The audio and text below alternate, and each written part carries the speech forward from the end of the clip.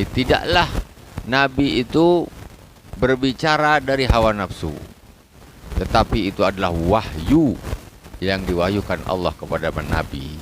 Jadi Rasulullah ini yang disampaikan ini wahyu nih. Ini wahyu. Bedanya kalau ini hadis, kalau yang itu Al-Quran. Nah, tetapi sama-sama wahyunya Allah Subhanahu wa taala. Rasulullah ketika bersabda wahyu, tidak dari hawa nafsu. Wa ma yantiqu anil hawa. Rasulullah tidaklah berbicara dengan hawa nafsu. Sementara kita ini sering berbicara tuh pakai hawa nafsu. Ketika ada suara keluar dari mulut kita, coba kita ingat, kita cek, balikkan ke dalam. Ini ketika aku bercakap ini keluar dari nafsu apa bukan? Kadang-kadang kita geram, kita ngomong, itu mesti dari hawa nafsu. Kita marah, itu mesti dari hawa nafsu. Kita nyumpah orang, kita benci orang, ngomong tak bagus, itu mesti dari hawa nafsu. Iman tak mungkin keluarnya seperti itu. Rasulullah begitu keluar dari lisannya, ini wahyu dari Allah Subhanahu wa taala. Jadi paling tidak kita nih, supaya kita selamat nanti di akhirat, kita harus berusaha ketika ada suara yang keluar dari mulut kita ini jangan keluar dari hawa nafsu. Ketika dia nak keluar dari hawa nafsu, tahan. Ini mesti dari hawa nafsu, ini kalau keluar nih tahan. Karena ini akan berakibat menjadi penyesalan. Mesti. Karena sesuatu yang keluar dari hawa nafsu tak bisa ditarik balik. Tak bisa ditarik balik. Makanya banyak sekali orang-orang yang masuk neraka itu karena lisannya saja. Karena lisannya saja masuk neraka. Orang jadi kafir karena lisan. Jadi muslim karena lisan. Dia bersahadat, dia jadi Islam. Dia ngomong perkara yang mengantar kepada kekafiran karena lisannya saja. Dia bisa abadan di neraka jahanam. Karena lisan, bahaya sekali lisan. Makanya kita berusahalah ketika kita nak bercakap nih, maka harus diraba dulu dari dalam nih. Kadang-kadang kalau kita pas geram tuh nak ngomong, itu hawa nafsu tuh berarti tuh. Nah, itu harus karena itu semuanya akan dihisap oleh Allah Subhanahu wa taala. Jadi usahakan apa yang keluar dari lisan kita semuanya pahala. Semuanya pahala, minimal netral. Dosa tidak, pahala tidak, itu minimal. Tapi jangan sampai itu berangkat kalau dari hawa nafsu, nanti jatuhnya menjadi dosa. Kita tahu kalau kita pas apa di sini membara rasanya tuh. Nah, ini hawa nafsu nih, terus kita keluarkanlah tuh. Nah, itu menjadikan satu bencana di akhirat bagi orang yang mengucapkannya. Rasulullah, ini semuanya yang ada di sini, ini semuanya wahyu dari Allah Subhanahu wa taala. Yakin ada nurnya, itu sudah yakin. Sudah yakin ada nurnya, tidak akan sama. Ketika kita ada dukun membaca mantranya entah apa benda kita pun tak tahu artinya, di situ kita ada kepercayaan di situ. Ini mesti nanti karena baca-baca inilah orang ini gila, orang ini. Jadi ada pengaruh negatifnya. Bacaan yang tak jelas dari dukun itu ada pengaruhnya. Tapi pengaruh setan, iblis. Nah, itu sesuatu hanya berupa kalimat-kalimat begitu saja. Sehingga ini adalah wahyu dari Allah Subhanahu wa taala, keluarnya dari lisannya baginda Rasulullah sallallahu alaihi wasallam. Yakinlah bahwa itu di sini akan banyak sekali faedahnya. Sama saja kita faham, alhamdulillah, ya seharusnya pakai. Umpamanya masalah paham enggak paham itu zahir. Paham enggak paham itu urusan zahir. Nah, jadi majlis ilmu seperti ini bukan hanya untuk mencari kepahaman tok. Hadir di majlis taklim itu bukan hanya sekedar nak mengumpulkan maklumat saja. Tidak. Tetapi justru yang sifatnya rohani itu lebih dominan daripada yang sifatnya zahir. Dulu di zaman Rasulullah, para sahabat ini hanya dengan berkumpul saja dengan Rasulullah, itu sudah beda makamnya dengan yang tidak pernah berkumpul dengan Rasulullah. Beda. Jadi orang sudah beriman di zaman Rasulullah, soleh, taat, tapi nggak pernah ketemu. Ini sudah lain dengan yang ketemu. Ketemunya saja itu sudah berbeda. Nah, walaupun dia orang soleh, tetapi derajatnya berarti dia tidak mendapat derajat sahabat. Karena transfer ruhnya ini ada dari Rasulullah SAW. Kalau hanya sekedar maklumat lah kita datang ke majlis taklim, tak perlu datang ke majlis taklim. Ya, cukup buka Google aja, hafalkan di situ.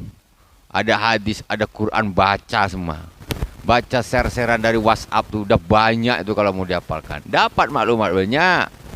Tapi keberkahan, nur, transfer nur yang berasal dari Rasulullah SAW ini kita tak dapatkan. Nah, jadi disitulah keberkahannya menjadi kurang. Abu Yazid Muhammad bin Alwi Al-Maliki Al-Hasani, guru kita, ketika dia pada suatu hari dia bilang dengan murid-muridnya, kalian tahu nggak? Kalian ini kami datangkan jauh-jauh dari Indonesia ke sini nih, bukan hanya untuk karena ilmu ini saja, bukan. Kalau hanya untuk ilmu seperti ini, kalian di Indonesia itu sudah banyak ilmu. Sudah banyak. Kalian pergi ke toko kitab di Ampel, di Surabaya, di Semarang, di mana, Jakarta, semuanya toko kitab tuh. Kau nak ilmu apa di situ? Semuanya ada ilmu. Jadi kau datang ke sini, saya datangkan ke sini, itu bukan hanya untuk ngumpulin maklumat saja. Tak perlu kalau kau nak itu. Tak perlu kau datang sini kau maklumat di Indonesia dah berlebih-lebih dah. Kitab itu segini, umpamanya Fathul Bari segini, siapa nak menghatamkan itu? Irsyadus Sari segini, saranya Bukhari, siapa nak menghatamkan? Tafsir atau Bari segini, siapa nak menghatamkan? Ahkamul Quran punya Imam Qurtubi segini, siapa nak menghatamkan? Kitab Majmu' punya Imam Nawawi segini, berapa puluhan mujallad itu. Khusus fikih Imam Syafi'i, tok. Siapa nak menghatamkan segitu? Habis umur tak hatam. Kalau untuk mencari maklumat itu kau cukup beli, itu kau baca sendiri kau bisa. Tapi kalian tahu, kami datangkan ke sini itu untuk nadhrah, kata Abu Yazid Muhammad bin Alwi Al-Maliki. Nadhrah itu pandangan. Nadhrah. Pandangan secara zahir dan nadhrah secara batin, secara ruh. Nadhrah itu berasal dari kata pandangan. Jadi ruh memandang, jadi semacam bukan hanya sekedar mengumpul maklumat, tetapi istilahnya ada transfer secara batin. Begitu juga dengan baginda Rasulullah SAW. Sayyidina Umar bin Khattab masuk Islam karena apa? Diceramain. Sayyidina Umar bin Khattab itu masuk Islam karena diceramain? Enggak. Tapi dia karena doanya saja Rasulullah SAW berdoa, ya Allah kuatkanlah Islam di antara dua Umar. Setelah itu hidayah masuk, dengar adiknya, saudarinya membaca Al-Quran, langsung dia tertarik kepada Islam dan masuk Islam. Bukan karena ngumpulin maklumat tok, berlebih maklumat. Orang-orang Yahudi sebelum Nabi lahir itu dah tahu maklumatnya Rasulullah. Bahkan dikatakan mereka ini lebih faham tentang sifatnya Rasulullah daripada sifatnya anak-anak mereka sendiri. Maklumat tentang Rasul jelas di Taurat dan Injil, sangat jelas. Para pendeta-pendeta tersebut, tokoh-tokoh itu udah tahu semua. Nabi Muhammad tuh nanti begini, sifatnya ini, begini, anak dia terakhir yatim, begini. Jelas sejelas-jelasnya di Taurat dan Injil. Sejelas-jelasnya. Itu maklumat sudah ada. Tetapi bukan untuk maklumat. Ternyata mereka ketika Nabi lahir, mereka semuanya dulu kayak menunggu-nunggu. Ketika Rasulullah itu lahir, ya, ternyata mereka justru ingkar, tidak mau beriman. Kayak gitu. Maklumatnya penuh, tapi mereka tidak beriman. Bukan di situ. Inilah di antara yang namanya keberkahan. Keberkahan. Kadang-kadang ilmu banyak dikumpul, tapi keberkahannya tidak ada. Itikadnya tidak ada.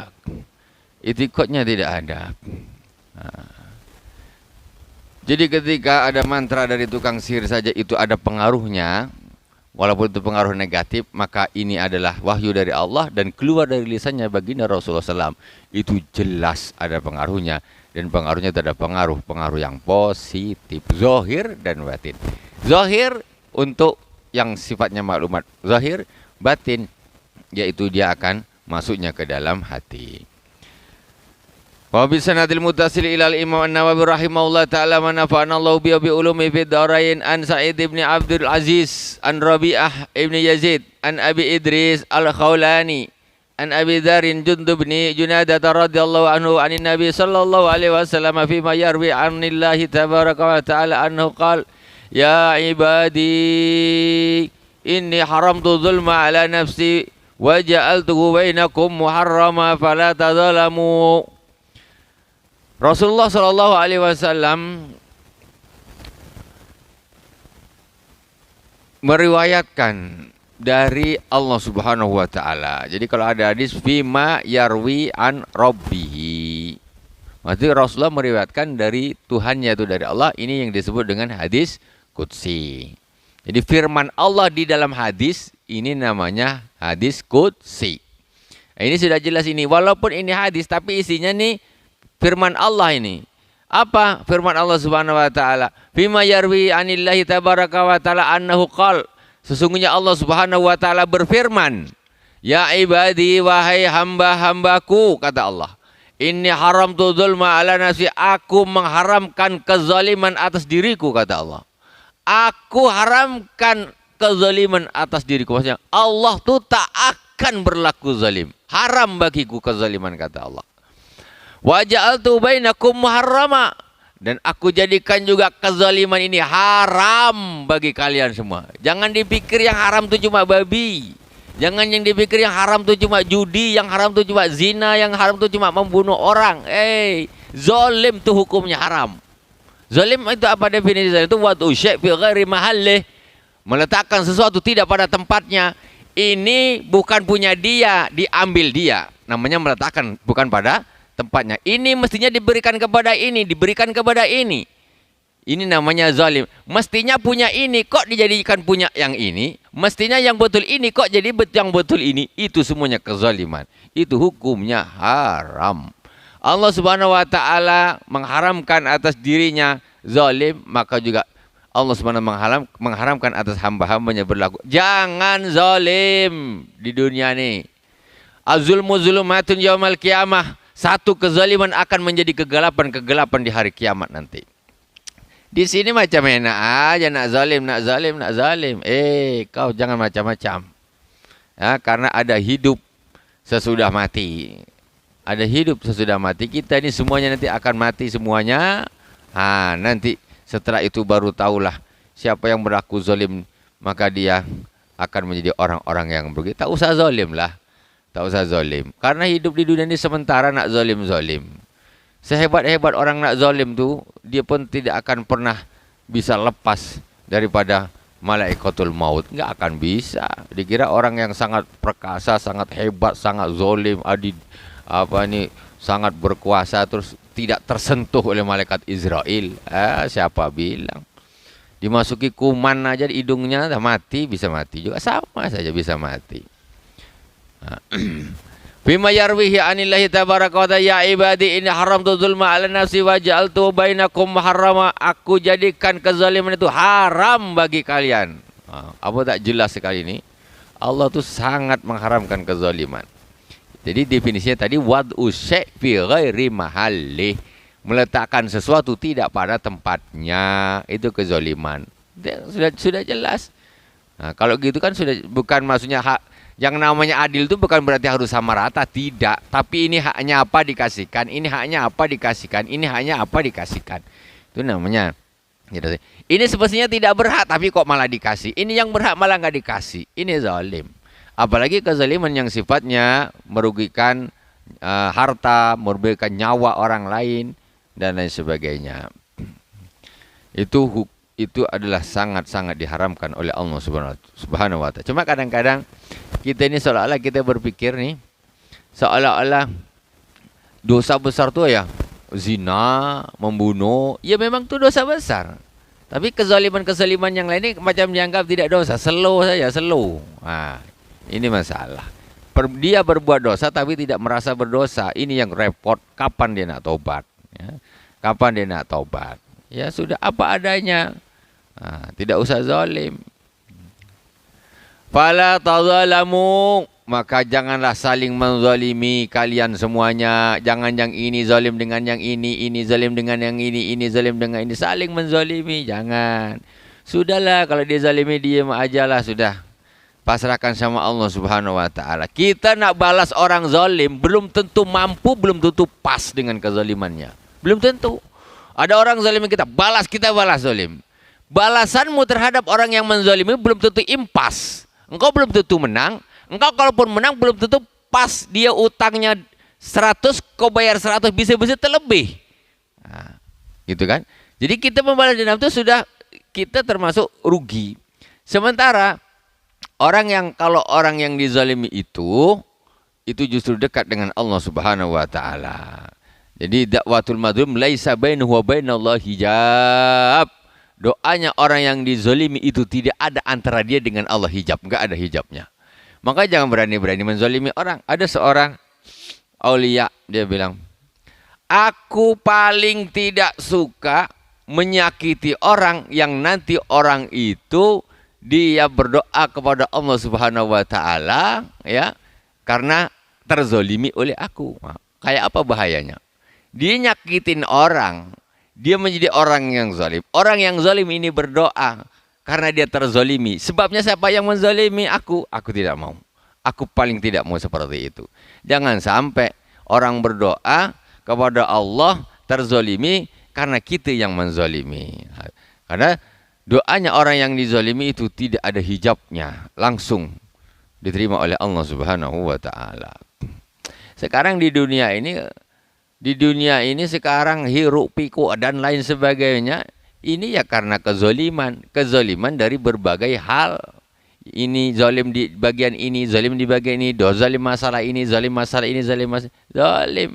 Ini yang bikin kacau. Kalau orang ini lurus, adil, ini tak ada kezaliman, aman, tentram. Nah, itu masalahnya di situ. Kezaliman itu berangkat dari mana? Ya di antaranya karena hubud dunia, cinta kepada dunia, rakus terhadap dunia. Itu yang membuat orang zalim. Tak mau tahu, yang penting aku harus dapat. Nah itu. Di situ akhirnya dia menzalimi hak-hak orang lain.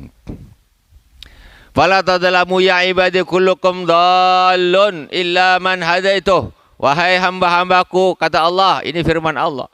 Semua kalian ini adalah orang yang tersesat kecuali orang yang aku beri petunjuk.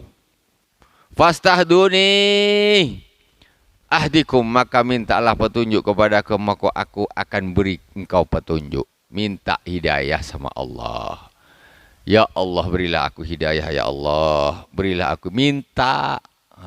Minta. Kata Allah, mintalah hidayah kepadaku, aku akan beri engkau hidayah. Allah ini tak pernah zalim. Diminta dia mesti kasih. Minta sama Allah, ya Allah, berilah aku hidayah, ya Allah. Betul. Hidayah banyak hal, itu bukan hidayah cuma dia tak Islam jadi Islam itu saja. Dia tak rajin, dia jadi rajin. Hidayah macam-macam.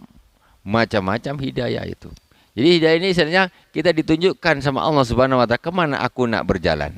Tunjukkan hidayah, petunjuk jalan ke sini, ke sini, ke sini, lurus. Allah ini selalu membimbing kita, minta dibimbing oleh Allah Subhanahu wa taala. Minta hidayah, Allah ini gimana ya Allah, minta hidayah. Minta, jangan tak minta. Pusing tak minta. Minta sama Allah. Ya ibadi kullukum ja'un illa man at'amtuh fastad'imuni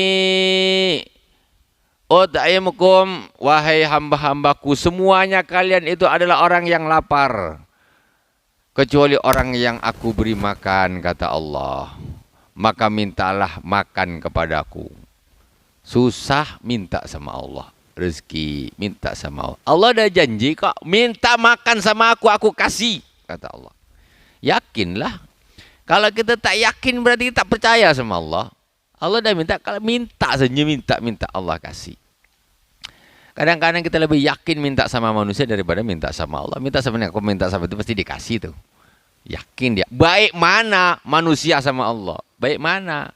Ada orang dermawan, ini kalau diminta mesti dia kasih. Terus Allah tak lebih dermawan dari dia. Allah jauh lebih dermawan daripada manusia manapun, nggak bisa dibandingkan. Tapi kadang-kadang kita ini iktikad kita yang kurang. Minta saja sama Allah, dikasih tuh. Ketika kita tidak yakin, maka ana inda zanni abdi bih, kata Allah. Aku ini tergantung persangkaan hambaku padaku. Kalau hambaku bilang aku tak kasih, tak kasih. Hambaku yang menganggap Allah ini loke. Minta macam tak yakin, dikasih, tak ya dikasih. Kau berarti kita ragu sama Allah Subhanahu wa taala. Mantap aja, yakin saja, minta dan usaha. Tentu itu adalah merupakan satu kewajiban. Ya ibadi kullukum arin illa man kasautu fastaksuni aksukum. Wahai hambaku, hamba-hambaku, kalian semuanya itu telanjang kecuali orang yang aku beri pakaian. Maka mintalah pakaian kepadaku, maka aku akan beri kalian pakaian. Minta sama Allah lagi. Pakaian minta sama Allah. Susah minta sama Allah. Ya ibadi innakum tukhti'una bil-laili wan-nahar wa ana aghfiru dzunuba jami'a fastaghfiruni aghfir lakum. Wahai hamba-hambaku, sesungguhnya kalian melakukan perbuatan dosa di malam dan di siang hari, dan aku akan mengampuni dosa-dosa semuanya. Maka mintalah ampun kepadaku. Fastaghfiruni aghfirkum, maka aku akan mengampuni kalian semua. Allah tahu kita di malam bikin dosa, siang bikin dosa, tapi Allah mengatakan, aku ini yang mengampuni semua dosa. Kalian mintalah ampun kepadaku. Kalau kalian minta, aku kasih. Kalau kalian minta ampun kepadaku, maka aku akan mengampuni kalian. Itu Allah yang memberi penawaran kepada kita. Jadi juga harus optimis, harus husnudzon sama Allah Subhanahu wa taala. Ya ibadi innakum lam tablughu durri fatadurruni wa lan tablughu naf'i fatanfa'uni. Wahai hamba-hambaku, kalian tidak akan bisa sampai untuk memberi kemudaratan kepadaku sehingga kalian semua bisa memudaratiku. Enggak bisa. Allah itu Tuhan. Kita tak bisa nak ngapa-ngapain Allah, enggak bisa. Memberi mudarat kepada Allah itu enggak bisa. Walan tablughu naf'i fatanfa'uni, kalian juga tidak bisa memberi manfaat kepada aku, kata Allah. Enggak bisa. Kalian tuh makhluk, kau nak ngasih manfaat apa sama Allah? Enggak bisa.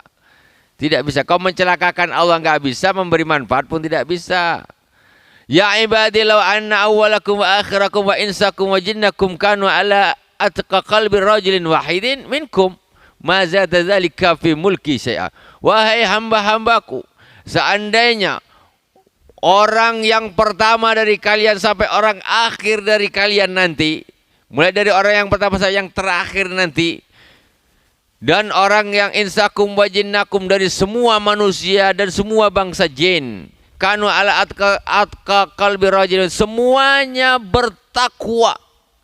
Bertakwa semuanya, dari manusia pertama sampai akhir bertakwa. Semua mau jin mau manusia semuanya bertakwa. Dengan ketakwaan yang sangat ya, sama ketakwaannya, rata, pokoknya takwa semuanya banget, semuanya bertakwa. Mazada zalika fi mulki syai'a, maka sesungguhnya yang seperti itu tidak menambahi kerajaanku sedikit pun, kata Allah. Kalau kalian ini bertakwa semua pun, kerajaanku tak bertambah. Terus bertambah wow gitu, tidak sama sekali. Karena sesungguhnya kerajaan Allah Subhanahu wa taala ini sudah sangat agung. Enggak kita nak taat ke, nak maksiat ke, enggak ngaruh sama kerajaannya Allah. Allah enggak butuh ibadah kita. Dikira Allah butuh disembah, enggak butuh. Yang butuh kita ini menyembah Allah Subhanahu wa taala. Orang mau taat semua, seluruh dunia ini muslim semuanya, Allah enggak tambah mulia, enggak. Allah memang sudah mulia, tidak bisa, tidak terpengaruh oleh amalnya hamba-hambanya. Itu semua kembali kepada hamba-hambanya. Mazada zalika fi mulki syai'a ya ibadi law anna awwalakum wa akhirakum wa insakum wa jinnakum kanu ala afjari qalbi rajulin wahidin minkum ma naqasa zalika min mulki syai'a. Wahai hamba-hambaku, seandainya orang yang pertama dari yang pertama sampai di akhir kalian, bangsa manusia dan bangsa jin, semuanya itu menjadi penjahat seperti orang yang paling jahat di antara kalian. Semuanya jahat semuanya. Zalim semuanya, punya kafir punya semuanya. Paling jahat, seperti jahat orang yang paling jahat sekarang itu semua, enggak ada sama sekali baiknya sudah. Orang lain tak ada yang baik. Maka kata Allah, mana qasazalika min mulki syai'a, itu tidak akan mengurangi sedikit pun kerajaanku, kata Allah. Enggak ngaruh. Orang nak maksiat semua, itu pun tidak ngaruh dari kerajaannya Allah Subhanahu wa taala. Enggak ngaruh. Allah ini sudah maha luhur, maha agung. Ya ibadi law anna awwalakum wa akhirakum wa insakum wa jinnakum qamu ala sa'idin wahidin fasa'aluni fa'ataitu kulla insanin mas'alatahu ma naqasa dzalika mimma indi illa kama yanqusul mikhyatu idza udkhilal bahra. Wahai hamba-hambaku, seandainya orang dari orang yang pertama sampai yang orang yang terakhir, kalian manusia terakhir, bangsa manusia dan bangsa jin, semuanya berdiri baris semuanya dalam satu tempat, satu tanah, semuanya baris semuanya. Kemudian fasa'aluni, semuanya minta kepadaku, kata Allah. Semua mulai dari zamannya Nabi Adam sampai nanti yang terakhir mati dikumpulkan satu barisan semuanya. dan semuanya minta, semuanya minta. Fa ataitu kulla insanin mas'alatahu, semuanya di Allah aku akan berikan. Dia mau minta apa aku beri, aku minta, kau minta apa, minta apa, minta apa, semuanya diberi sama Allah Subhanahu wa taala. Mau minta apa? Maka kata Allah Subhanahu wa taala, illa kama manaqasa dzalika mimma indi illa kama yanqusul mikhyatu idza udhilal bahra. Maka setelah aku beri semuanya apa yang mereka minta, itu yang kalian minta semuanya, itu ibaratnya yang aku berikan kepada kalian ini ibaratnya ada jarum yang dimasukkan ke dalam air laut, kemudian diangkat, ini baru air yang nempel di ujung jarum ini yang aku berikan kepada kalian semuanya. Berarti kayanya seperti apa Allah? Sekarang orang ini baru kaya sedikit aja dah sombong. Ini orang dari awal sampai akhir manusia semuanya minta, semua dikasih. Kata Allah, ini jarum dimasukkan ke laut. Ini yang ujungnya ini, yang basahnya ini. Itulah yang diberikan kepada semua makhluknya Allah Subhanahu wa taala. Berapa kayanya Allah Subhanahu wa taala? Sangat kaya. Allah itu sangat kaya, jangan pikir Allah ini loki, Allah ini bakhil. Aduh, astagfirullah semua astagfirullah. Jangan takut. Allah itu maha kaya. Allah itu Razzaq, maha pemberi rezeki. Selagi Allah masih ngasih kita umur, Allah masih ngasih kita rezeki. Rezeki itu habis kalau dah mati. Kalau masih hidup, Allah masih ngasih rezeki. Jadi memang sudah ada jatahnya, ya. Sudah ada jatahnya. Harus semuanya dikembalikan kepada Allah Subhanahu wa taala. Sekarang di zamannya orang yang susah. Sudah tawakal aja sama Allah Subhanahu wa taala. Ini memang lagi jalannya begini. Lagi jalannya begini, ya. Suatu saat itu nanti akan berlalu semuanya. Semuanya pasti berlalu. Illa kama yanqusul mikhyatu idza udhilal bahra ya ibadi innama hiya amalukum usiha lakum summa uwaffiyakum iyyaha faman wajada khairan falyahmadillah wa man wajada ghaira dzalika fala yalumanna illa nafsah. Wahai hamba-hambaku, sesungguhnya dia adalah amal-amal kalian yang akan kami hitung nanti semuanya untuk kalian. Nah, dan akan aku balas untuk kalian semuanya amal-amal kalian. Paman wajang penting beramal nanti semuanya akan dihitung sama Allah Subhanahu wa taala. Paman wajada khairan falyahmadillah, barang siapa yang mendapatkan amalnya itu bagus, maka hendaklah memuji kepada Allah Subhanahu wa taala. Terima kasih sama Allah. Amal kita bagus, itu harus bersyukur kepada Allah. Karena Allah ngasih kita kekuatan, Allah ngasih kita hidayah, Allah ngasih kita waktu, Allah ngasih kita kesehatan, Allah ngasih kita rezeki. Semua dari Allah. Sehingga kita bisa menjadi orang yang taat. Macam mana orang bisa datang ke masjid? Sampai ke masjid bolak-balik. Kalau Allah ambil nikmat kakinya, nggak bisa. Macam mana orang nak pergi ke masjid bolak-balik? Kalau Allah ambil nikmat kesehatannya, tidak bisa dia datang. Macam mana orang nak bolak-balik ke masjid Istiqomah kalau Allah tidak memberinya hidayah? Jadi ketika kita ini amal kita bagus, alhamdulillahirabbil alamin. Baliknya kepada Allah, bukan kita yang hebat. Kita ini tak ada apa-apanya. Kalau Allah naudzubillah summa naudzubillah. Jadi jangan sampai menjadi hamba-hamba naudzubillah yang tidak mendapat rahmatnya Allah Subhanahu wa taala. Ya. Tidak dipilih oleh Allah Subhanahu wa taala. Jadi amalnya jelek, menjadi orang-orang yang naudzubillah subhanahu orang-orang yang celaka. Wa man wajada ghaira dzalika fala yalumanna illa nafsah. Tetapi barang siapa yang mendapati selain itu, maksudnya amalnya jelek, janganlah mencela kecuali diri sendiri. Yang salah engkau sendiri, jangan salahkan Allah. Jangan salahkan Allah.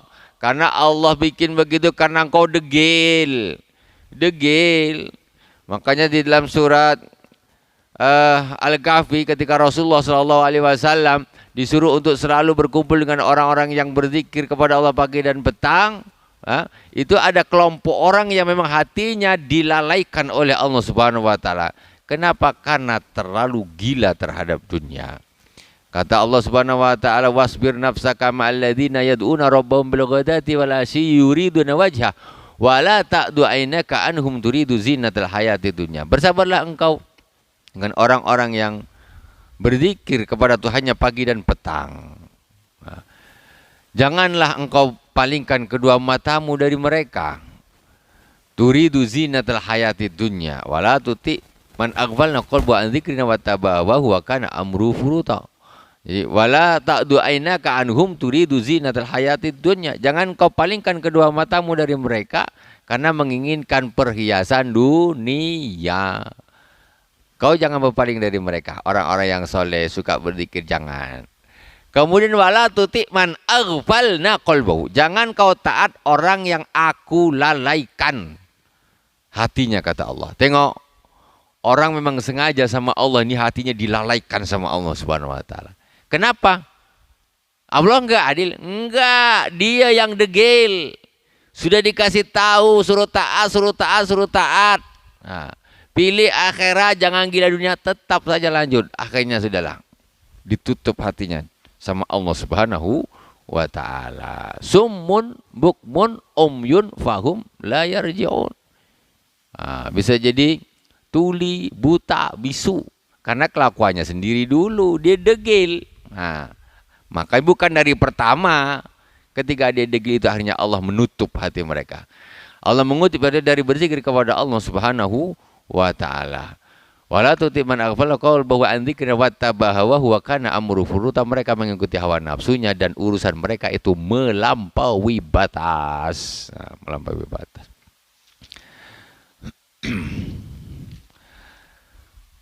Wa man wajada ghaira dzalika fala yalumanna illa nafsah. Barang siapa yang mendapati amalnya itu jelek, maka janganlah engkau mencela kecuali dirimu, kata Allah. Kau jangan salahkan aku. Allah dah nyuruh yang bagus dia tidak mau. Tiba-tiba akhirnya amalnya kok jelek, kok mau nyalahkan Allah. Enggak ngasih hidayah, engkau yang salah. Engkau lah yang salah. Karena tidak taat kepada aturan-aturan Allah Subhanahu wa taala dan Rasulnya. Alhamdulillahirabbil alamin. Semoga Allah Subhanahu wa taala selalu memberi kita hidayah, selalu memberi kita kekuatan iman, Islam dan istiqomah agar kita tambah hari tambah dekat dengan Allah, tambah hari tambah baik, diberi umur yang panjang, sehat walafiat batin dan zahir, dan dimudahkan semua urusannya. Semoga Allah Subhanahu wa taala selalu menjaga kita dari hal-hal yang tidak baik dan menjadikan kita orang yang berbahagia di dunia dan di akhirat. Subhanakallahumma wa bihamdik asyhadu an la ilaha illa anta astaghfiruka wa atubu ilaik. Wa sallallahu ala sayyidina Muhammadin wa ala alihi washabihi wa baraka wassalamu alhamdulillahirabbil alamin. Wassalamualaikum warahmatullahi wabarakatuh.